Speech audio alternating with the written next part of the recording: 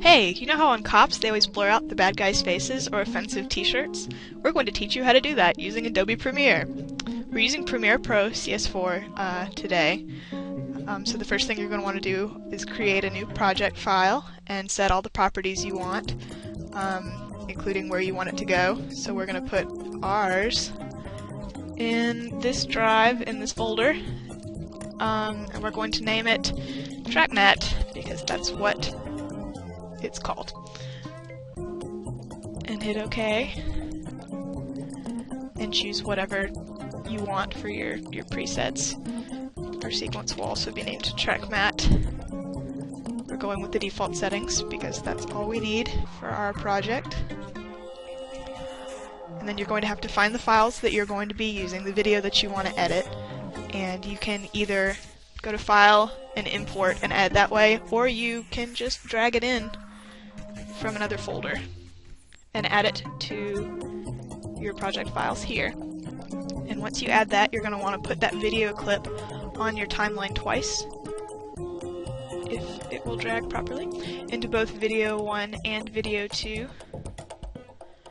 And then you might want to kind of zoom a little bit so that you can have more space to work with here. The idea here, what we're doing with this, is that you're going to create a hole in one of the video tracks to show the other one, to let the other one show through, basically. So to create your track mat, you want to go to Title, New Title, Default Still, and we're going to name it New Mat. And the idea is that you want to create a white shape around what you want to blur out. In this case, we're going to blur out Megan's face. The idea is that you want it to be solid white because that's what it's going to pick up on. Make sure it's centered. Ellipses are good for faces. Depending on what you want to blur, that could be a different shape for you. Close out of that, and your new mat file will be over here in the corner. So you want to drag that down to video 3 and extend it to the duration of your clip that you want to do, so that way it covers up the whole way.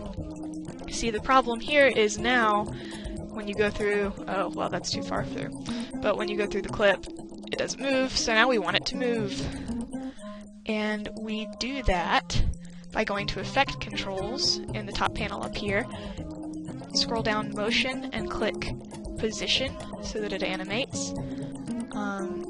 And you obviously want to start it here.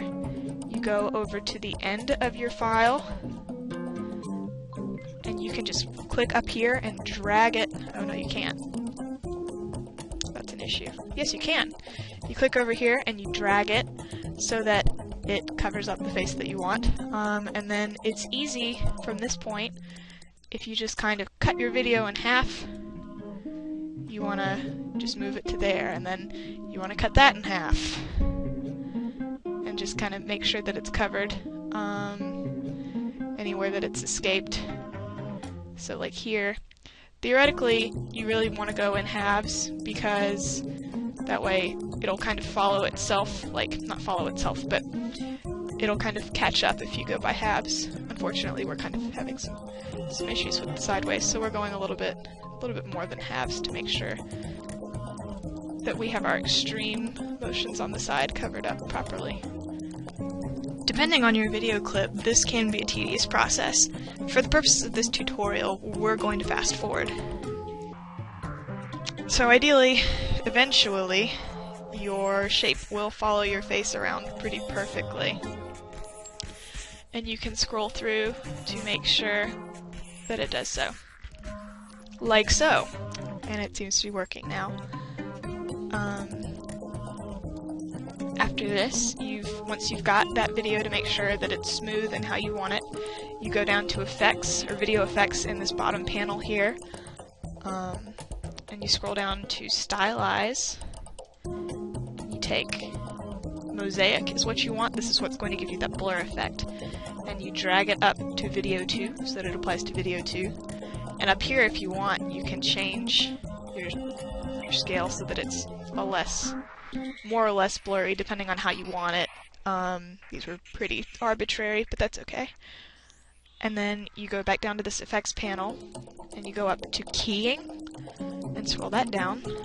You get the track matte key, drag that onto video 2 as well.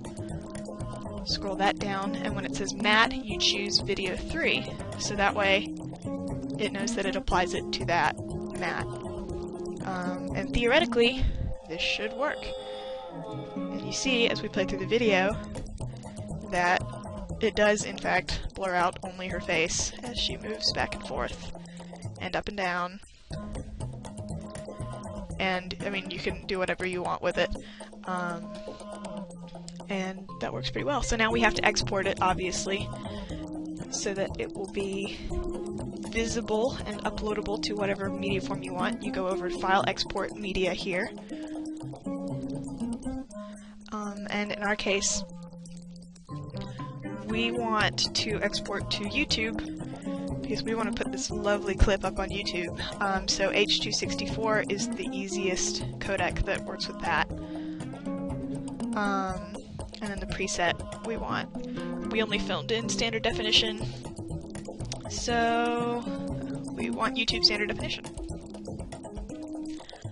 And all the rest of this seems pretty good. Click OK, and it'll export your data with Adobe Media Encoder. And I mean, obviously it's going to take its dear sweet time to do that, but eventually it will export your video in whatever file type you need, and it'll save it to wherever you want it to. Thanks for watching our tutorial on using track mattes in Adobe Premiere. Happy blurring!